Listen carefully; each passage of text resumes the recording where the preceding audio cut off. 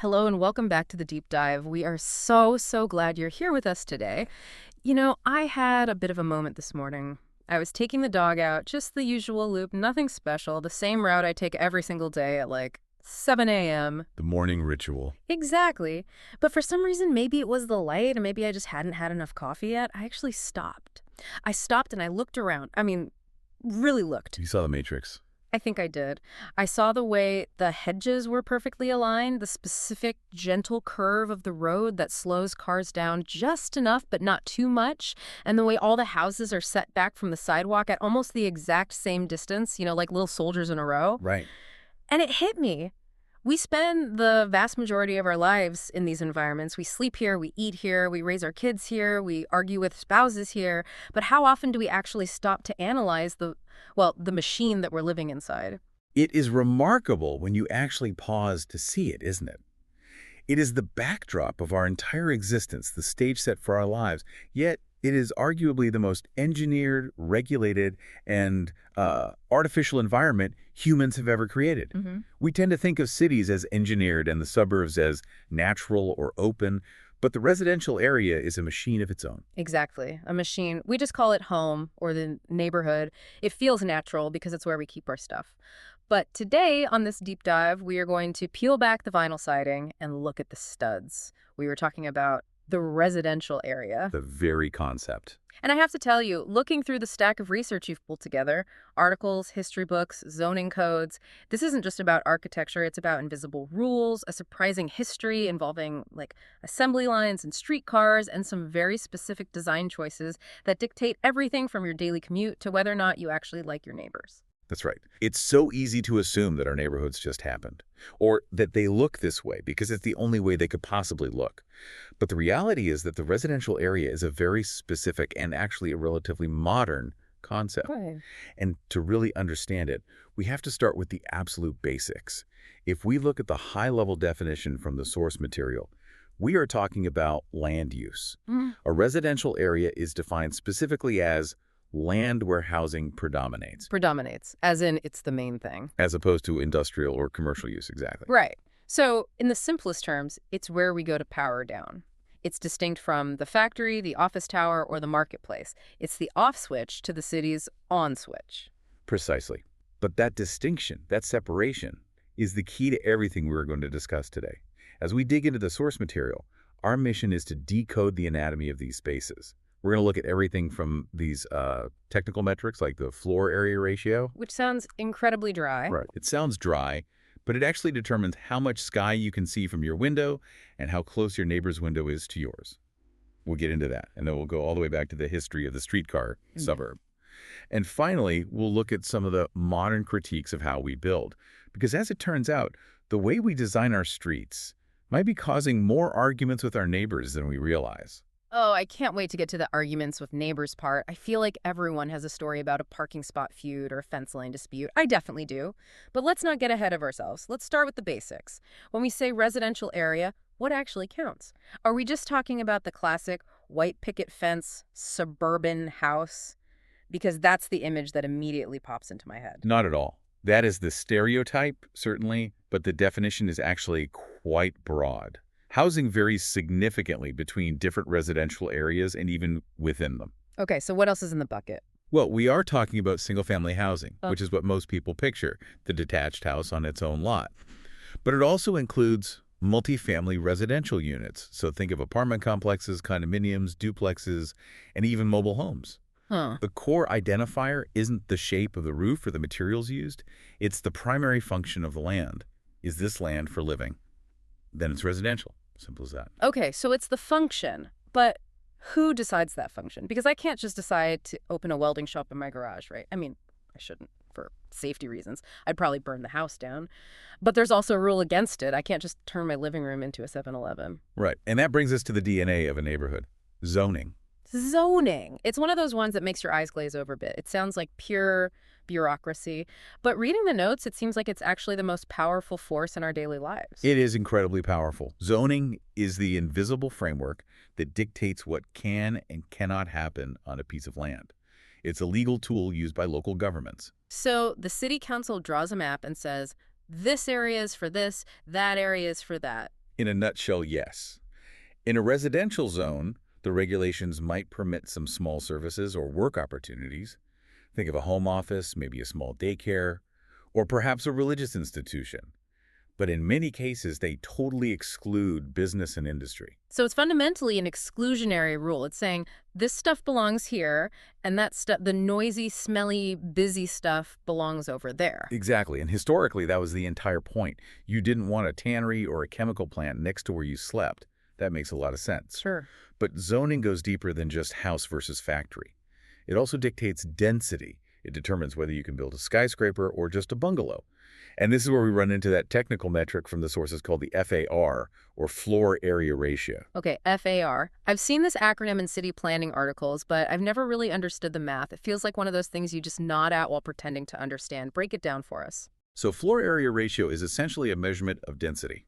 It's the relationship between the total amount of usable floor area that a building have and the total area of the lot on which that building stands. Okay, let's try to visualize this. Let's say I have a piece of land that is, I don't know, 1,000 square feet, a nice square patch of dirt. Perfect. So you have a 1,000 square foot lot. If the zoning code says the FAR is 1.0, that means you're allowed to build a structure that has exactly 1,000 square feet of total floor space. So I could build a one-story house that covers the entire lot, edge to edge, like a box. Theoretically, yes, if there were no other rules like setbacks, which there always are. Or you could build a two-story house that covers only 500 square feet of the lot, so half the land, leaving the other half in open space. Because 500 square feet on the first floor, 500 on the second, that adds up to 1,000. Exactly. Yeah. 500 times 2 floors equals 1,000. Yep. The ratio is still 1.0. You can build up or you can build out, but you can't exceed that total volume. I see. So it's a volume control. It limits the total amount of building relative to the land. Exactly. Now, here is where it shapes your neighborhood. Commercial zones, especially in a city center, often have very high FARs, maybe 5.0, 10.0, or even higher. This allows for skyscrapers. You can stack floor upon floor upon floor. You're maximizing the economic utility of that dirt. Right. You're trying to squeeze as much rent as possible out of that square footage. Every inch counts. But residential zoning. We tend to prioritize open space, or at least the idea of it. Residential zones usually include a much, much smaller FAR than business or industrial zoning. Often it's 0.5 or even less. So if the FAR is 0.5 on my 1,000 square foot lot, I can only build a 500 square foot house. Correct. No matter how many floors you build, the total floor area can't be more than 500 square feet. That means you must leave land empty. You are legally mandated to have a yard or air or distance between you and the next house. That's fascinating. So we think of the suburban lawn as this cultural choice, like we all just collectively decide we love mowing grass, but it's actually a byproduct of a math equation in the city code. It's a deliberate design choice encoded in the law to ensure lower density. It creates the feeling of the suburb, the airiness, the separation. It guarantees, by law, that you aren't living right on top of your neighbor. And I assume this scale varies wildly. Oh, immensely.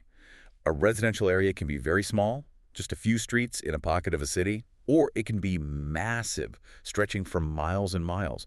And the dynamic changes completely when we move out of the city and into more rural contexts. Oh, that's a good point. I grew up near some pretty rural areas, and residential there meant something totally different. You're not exactly walking to get a coffee. In fact, if you tried to walk to get a coffee, you'd be gone for 3 days. No, you certainly aren't. In the sources, they refer to this as the rural dynamic. In these residential areas, you often have large tracts of land, maybe 2, 5, 10 acres per house, but with absolutely no services whatsoever. None. No corner store, no post office, and crucially, not even municipal infrastructure like sewage or water. So you are basically on an island. You have your own, well, your own septic tank. You are the mayor of your own tiny kingdom. An island surrounded by land. And the consequence of that design is crucial. Residents must use a private motor vehicle. It is not an option. It is an absolute necessity. If you need milk, you drive. If you need to see a doctor, you drive. If your car breaks down, You're stranded. you're effectively stranded. It creates a fragility, doesn't it? If you can't drive, maybe you're too old or have a disability or you lose your license, you can't live there. Wow. It's not a place designed for all stages of life. Not at all. And because of that dependency, we see a very specific pattern in how these areas grow. Land development almost exclusively follows existing or planned transport infrastructure. It follows the road or the rails. Yes, you don't build a house out in the field and then hope a road shows up. The road is the lifeline. The development clings to it. Everything sprouts from that central artery. So we have zoning setting the rules, the FAR, the density, the separation from industry, and we have infrastructure setting the path. But I was reading in the deep dive material about something else, something that feels a little more private, maybe a little more sinister, or at least more restrictive. Ah, yes, you talk about restrictive covenants. Yeah, this blew my mind a little bit because we tend to think the government sets the rules, but apparently there's a whole other layer of law that comes from the property deed itself. This is where it gets really interesting and, frankly, quite complicated. A restrictive covenant is a clause written directly into the deed of the property. It's a private agreement between the land developer who first built the neighborhood and every subsequent buyer. So when the developer builds a subdivision, they write in a bunch of extra rules. Exactly. Rules that say you cannot build a fence higher than 4 feet, or you cannot paint your house pink, or you cannot run a business from this home, or even you cannot hang laundry outside to dry. Wait, so these aren't laws passed by the city council. The police aren't going to arrest me for hanging out my socks. No, these are civil matters. They are private contracts attached to the land itself. But here is why they matter so much and why they are so powerful. They are incredibly difficult to change. Why is that? If I own the house and I want to paint it pink, why can't I just ignore the rule? Because your neighbors can sue you. The homeowners association or even an individual neighbor can take you to court to enforce the covenant. And usually, changing one requires the agreement of all property owners in that development. All of them. So if I live in a neighborhood with 200 houses and I want to change a rule about fence height, I need 200 signatures. Essentially, yes. It varies by jurisdiction and by the specific language of the covenant, but generally it requires a supermajority or unanimity. And remember, many of the property owners might not even live there. Oh, right. They could be landlords living in another state or investment firms holding the property for rental income. Good luck getting them to care about your fence. So you end up with a situation where the development patterns and the character of the neighborhood are locked in by these private legal agreements from decades and decades ago. Exactly. It's like the neighborhood is frozen in time based on what the developer thought was a good idea 50 years ago. It creates a tremendous amount of inertia. It's the invisible hand that keeps the neighborhood looking a certain way long after the original builder has moved on. It really highlights how little control we sometimes have over our own property, despite owning it. We were really just stewards of a pre-approved aesthetic. And that aesthetic is protected fiercely. We will touch on this later, but often these covenants are defended not just for looks, but to protect property values. It's financial anxiety disguised as neighborhood rules. That makes so much sense. Your pink house lowers my resale value, so I'm going to enforce the covenant. It's not about taste, it's about the bank account. At the end of the day, that's what it comes down to. So we've got these rules, zoning, and covenants, but let's zoom out a bit. If we were looking at a map, how do geographers make sense of all this? Because when I look at a city map, it just looks like chaos, sprawl everywhere. To the untrained eye, yes. Yeah. But geographers love models. They love to find patterns in the chaos. And one of the most famous ways to categorize residential areas is the concentric zone model. Sounds like a target. That's a good way to visualize it. Imagine the city center as the bullseye. That's the central business district. Yeah. High density, high FAR, all commercial. Then, moving outward in rings, you have different types of residential areas. Okay, so what's the first ring? Right outside the bullseye, you might have the transition zone. This is often older housing, maybe some light industry mixed in. It's often where new immigrants first land because it's the most affordable. And then? Then the next ring out is the working class homes, smaller, closer together. Then you get to the middle class suburbs with more space, bigger lots. And finally, on the outer rim, you have the commuter zone, the exurbs, where people have large houses but very long commutes back to the center. So it's a way of mapping out how the city expands and where people live relative to that economic center. Sort of like tree rings. Exactly. It helps us understand that residential areas aren't just random clusters. They are part of a larger organism that grows outward. The wealthy tend to move to the periphery to get more space and newer housing, leaving the older inner rings for lower income groups. It's a constant outward pressure.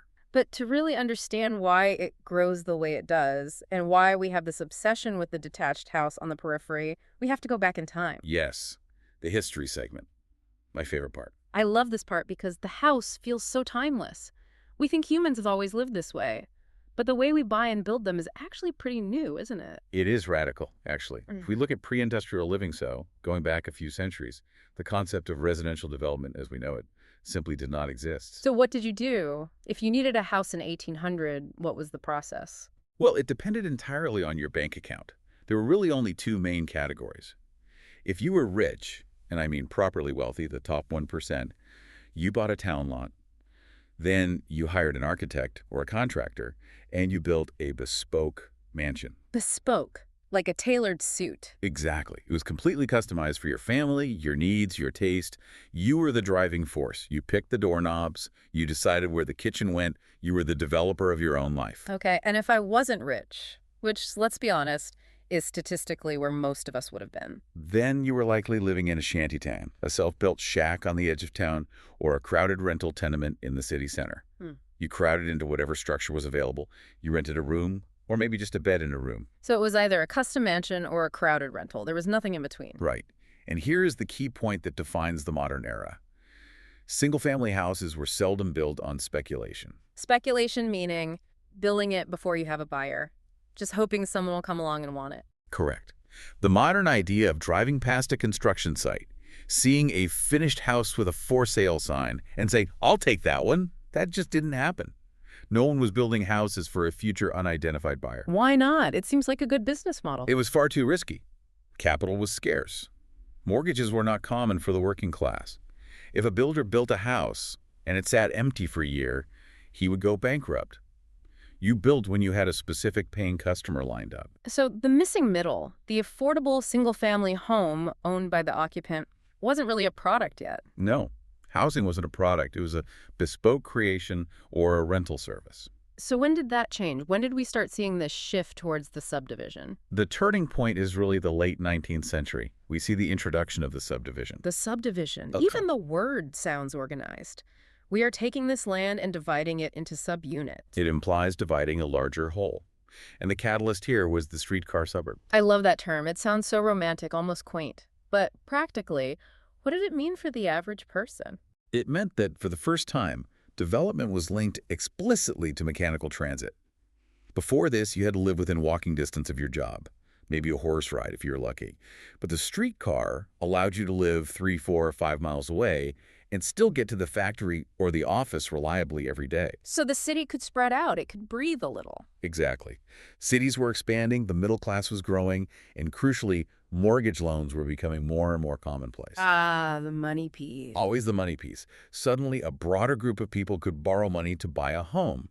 So developers started buying up farmland at the edge of the city, wherever the streetcar lines ended, and subdividing it into lots for this new emerging middle class. So the streetcar line is the artery, and the houses grow around it like, I don't know, moss on a branch. A very organized moss. But yes, however, if the late 19th century was the spark, the post-World War II era was the absolute explosion. This is where we get the American model that spread globally. Right. The 1940s and 50s, the soldiers are coming home. American dream pie. The geographic focus here was really New York City and Los Angeles. The demand was unprecedented. We had millions of GIs returning, starting families, the baby boom, and we had a massive housing shortage. We needed thousands, hundreds of thousands of new homes, and we needed them yesterday. And the old way, hiring an architect, building one house at a time, the bespoke method, just wasn't going to cut it. Not even close. Impossible. It was too slow and way too expensive. So a new type of businessman emerged. Now, interestingly, these large-scale practitioners disliked the term property speculator. Oh, why is that? It sounded risky, maybe a bit shady, like a gambler. So they coined a new term, residential developer. Little rebranding exercise? I'm not a gambler. I'm a developer. I'm building the future. It sounds much more stable, doesn't it? More respectable. And the process they invented was purely industrial. They would take entire farms and ranches, huge tracts of land, hundreds or thousands of acres, and subdivide them. But unlike the past, where maybe they just sold the lots to individuals to build on, one entity controlled everything. Vertical integration. Precisely. They controlled the entitlement. The permits from the government. Right. Then the land development, so grading the dirt, paving the streets. Then the infrastructure, so laying the sewage pipes and power lines.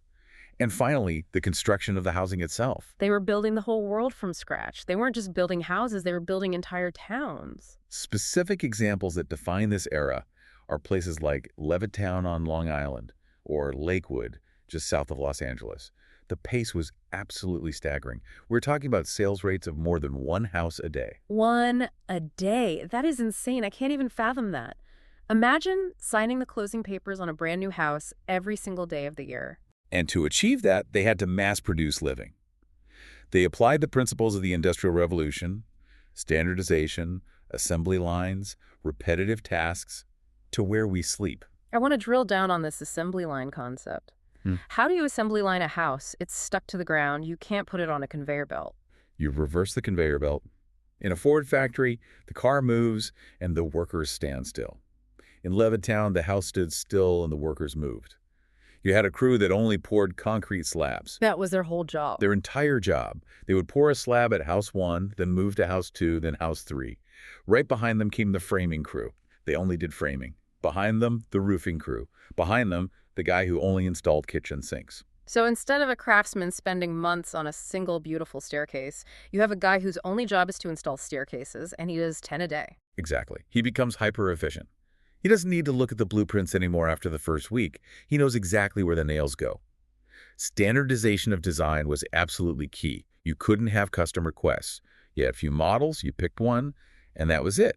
This allowed for a smooth flow of capital and materials. They could order lumber by the trainload. And all this efficiency, it must have dropped the price dramatically. Significantly. And here's where it gets really interesting for the listener, because this is the economic flip that changed the world.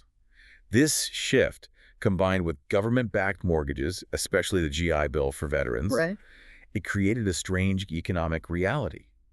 It became cheaper to own a brand new house in a new residential development than to rent a cramped old apartment in the city. Wow.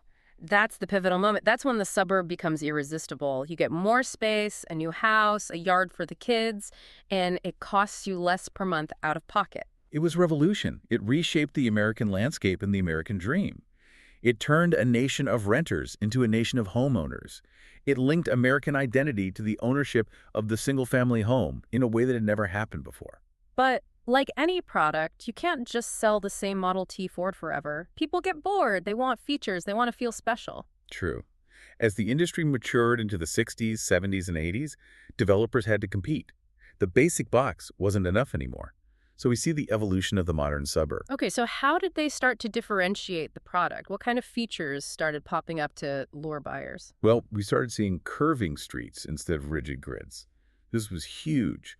The grid felt urban and old. The curve felt natural and countryside. We saw greenbelt parks woven through the development. Neighborhood pools became a must-have amenity. What was it in the notes? Community entry monumentation. Yes. You know what this is. Is that the big stone wall with the neighborhood name in gold letters? Whispering Pines or Eagle's Landing? That is exactly what that is. It's branding. Mm. It signals prestige. It says you are entering a distinct place. It separates us inside this wall from them outside the wall. And I assume the houses themselves changed too. They stopped being identical little boxes. They did. Or rather, we got the illusion of choice. Developers started offering diverse floor plans with different room counts. You could get the 3-bedroom or the 4-bedroom. But my favorite term from this era is the elevation. The elevation. Explain that. So the floor plan is the map of the inside where the walls are. The elevation is the architectural drawing of the outside, the face of the house. Developers realized they could build the exact same house on the inside. Same plumbing, same framing, same electrical, but slap a different face on it. Like putting a different mask on the same actor. Precisely. Maybe one looks Tudor with some fake timber beams. One looks colonial with some non-functional shutters. One looks Mediterranean with stucco and tile roof. So it looks like a diverse street, but underneath it's all the same skeleton. Exactly. It's incredibly efficient for the builder. The crews still know exactly where the pipes go. But the buyer feels like they got a unique home. And the competition moved to the package. The package. The amenities package. Who has the best kitchen appliance package? Who includes the upgraded granite countertops? Who offers the jetted tub in the master bath? It's like buying a car. You want the sport package or the luxury package? Very much so. It commoditized the home. And if we look at the contemporary layout, what a typical development looks like today, We see some very specific design choices driven by safety and exclusivity. I noticed this in the notes, traffic calming. Yes. If you drive through a modern suburb, you rarely find a straight line that connects two major roads. You have slowly winding streets, dead-end roads, which we call cul-de-sacs, or looped roads that bring you right back where you started. And the goal there is strictly to slow people down. To slow down cars within the residential zone and, just as importantly, to discourage through traffic. The logic is, if the road winds, you can't speed. If it's a dead end, no one can use it as a shortcut to get to the highway. It makes the street theoretically safer for kids and pets playing out front. But it also makes it a nightmare to get anywhere, right? If I'm in the middle of the maze, I have to drive in circles just to get out. We will definitely get to that in the critique section, but Okay. yes, it creates a labyrinth. But this layout has formed the stereotype of suburban America. It is the image of the middle class. But we have to acknowledge the exclusivity here. These developments offer a very narrow range of age, price, and size. Right. If you're a single person who doesn't need a 4-bedroom house, or if you can't afford the entry price, you are effectively zoned out. There's nothing for you there. Or if you are elderly and need specialized care, or if you are poor, the monoculture of housing creates a monoculture of people. And the ultimate expression of this, of course, is the gated community, where the exclusivity is made physical. You need a code to even enter. So we've built these incredibly efficient, safe, manicured environments. We have achieved the dream of the residential area, but nothing is perfect. And the source material highlights some pretty significant critiques of this model. Indeed. And these aren't just nitpicks. They're fundamental structural problems with how these developments function in the long term. Okay, so let's get into it. Let's start with connectivity, or maybe the lack of it. Right. The source material calls this the mesh problem. Developments often do not mesh well with the greater community around them. The mesh problem. I like that visualization. Ideally, a city is a woven fabric where you can move easily from one part to another. Exactly. In a traditional city grid, you have unlimited choices of routes. If one street is blocked, you just take the next one over. It's resilient. But many residential developments are isolated pods. They often have only one entrance and one exit connecting to a main arterial road. I know neighborhoods exactly like that. It's like a bag of marbles. The marbles are near each other, but they don't touch or connect. If there is a traffic accident at the main gate, nobody is getting home for dinner. And beyond the traffic issue, it creates a profound physical isolation. Because these are often commuter towns, they serve no purpose for the greater community. There is no commerce. There's nothing to draw anyone else in. Right. Nobody from the next town over drives into my subdivision to buy shoes or get a haircut because there are no shops there. Exactly. It is a destination only for the people who sleep there.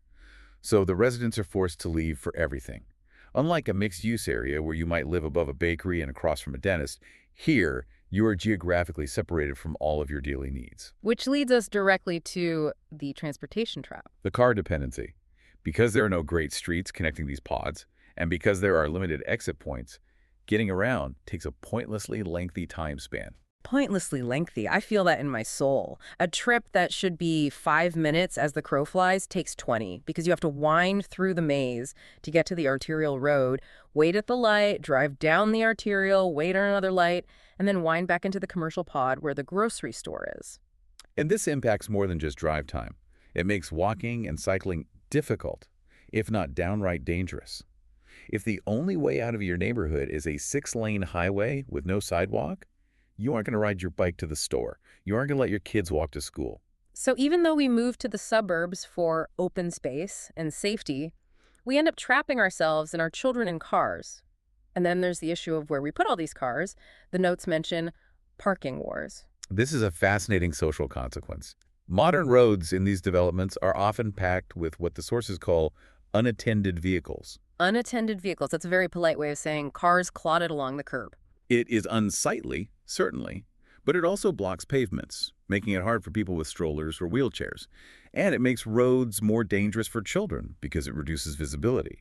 If a child runs out from between two parked SUVs, a driver cannot see them in time. But the human element is what stands out. It is often the source of endless arguments between neighbors. Oh, absolutely. You parked 3 inches in front of my driveway. Or, why is that van not moved in 3 weeks? Or, my favorite, stop parking in front of my house. That's my spot, even though it's a public street. It creates so much friction. We designed these spaces for cars. We gave everyone a driveway and a garage. Yet the presence of the cars becomes a constant nuisance. And you have to ask, why is that? Why don't people park in their garages? Because the garage has become the attic. We have so much consumer participation, so much stuff, that the garage is full of kayaks and Christmas decorations and old furniture. So the car, the very thing the suburb was built for, gets kicked to the curb. It's a real irony. We move there for more space, fill the space with stuff, and then the car clutters up the street. And speaking of space, let's talk about the greenery, because the promise of the suburb is the garden, right? The connection to nature. That is the promise. But the reality is what we might call the greenery paradox. Okay, unpack the paradox for me. Well, consider the front nursery. This refers to those low-walled, well-cared-for front gardens. The manicured lawn, the prize-winning hydrangeas, the perfect edging. Yes. There is a psychological aspect here that the sources point out. Residents keep a very close eye on these spaces. They secretly, or not so secretly, try to outperform their neighbors. The keeping up with the Joneses effect. Look at Bob's lawn stripes. I need to up my game. Exactly. It is a performative space. It's a display. But here's the paradox. Many developers, in an effort to cut costs, remove the distinctions between public and confidential space. What does that mean, confidential space? Private space. Space that feels like it's yours. They might eliminate the verge, which is that strip of grass between the sidewalk and the road, or they'll get rid of specific boundary markers like fences or hedges in the front. The result is often places that become unused, disliked, and neglected. Why? Because if a space isn't clearly mine to use, if I feel exposed to the street, I won't sit there. I won't use it. It's a stage set, not a living room. You look at it, but you don't hang out in it. Precisely. If you put a lawn chair on your front lawn in a modern suburb, people look at you funny. It's for viewing, not for living. So it becomes a burden, something you have to mow and maintain, rather than a genuine amenity. And then there is the issue of trees. Everyone claims to love a tree-lined street. It's the idyllic image of a neighborhood. The dappled sunlight, the shade, the cooling effect in the summer, it's beautiful. But new developments frequently overlook them, and it's not just an oversight, it's systemic. Highway authorities often actively deter trees and hedgerows. Why? Do they just hate nature? They worry about root damage to the road, or visibility issues at intersections, or maintenance costs when branches fall. It's all about liability. So the path of least resistance for them is to minimize the green. So we end up with, what, just wide streets and grass? We end up with developments dominated by hard materials. Concrete sidewalks, asphalt roads, brick houses, they often appear colorless and stark. That is depressing. We moved out of the gray city to find green, and we built a gray suburb. That is the crux of the critique. We mass-produced the house, but we may have value-engineered the living out of the neighborhood. We prioritized the car and the curb appeal over the actual human experience of connection and nature. Wow. Okay, that is a heavy thought to sit with. So let's try to summarize where we've been today. This has been quite a journey through the machine we live in. It has. We started with the definition, the simple idea of land used primarily for housing. We looked at the invisible rules of zoning, the FAR, the separation of uses, and the stubborn power of restrictive covenants that lock neighborhoods in time. And we traveled from the bespoke mansions of the rich and the tenements of the poor, through the streetcar era and into that industrial explosion of the post-WWII suburb, the Levittown model of assembly line living. We saw how that model evolved over time, adding curves, monumentation, and traffic calming to become the product we recognize today. And finally, we looked at the cost of that efficiency. The isolation, the car dependency, the parking wars, and the paradoxical lack of real usable nature. And it is so important to remember that this field is vast. We have barely scratched the surface of the varieties out there. The notes mention agrihoods. What's an agrihud? Suburbs built around working farms where the community is centered on agriculture. There are McMansions, those oversized houses on small lots. We have gentrification, the process of changing neighborhoods. NIMBYism, not in my backyard. The list goes on and on. It just shows how complex the simple act of living somewhere actually is. It's economic, it's political, it's social. Indeed. It's everything. So, as we wrap up, I want to leave our listeners with a final thought, something to chew on the next time they pull into their driveway. I've been thinking about this. We built these areas to escape the cramped, dirty city. We wanted comfort. We wanted ownership. Remember, it became cheaper to own than to rent. But I have to ask, have we engineered neighborhoods that look perfect on the outside, the front nursery, yet actually discourage the very community interaction they were meant to house. That's the question, isn't it? Are we lonely by design? If the streetcar suburb was defined by the streetcar, a vehicle of shared public transport, the modern residential area is defined by the unattended vehicle, a private capsule sitting empty on the street. How does that shape who we are? Right. If our streets are designed for parking, not for people, what does that say about our community? The unattended vehicle, it's a powerful image. It's there, it's big, it's in the way, and it's empty. Maybe it's time we filled our streets with something else. Maybe a lemonade stand. Or just people walking. It's a start. Thank you so much for joining us on this deep dive. I know I'm going to be looking at my zoning codes a little differently tonight. As should we all. Until next time, keep looking deeper. Bye for now.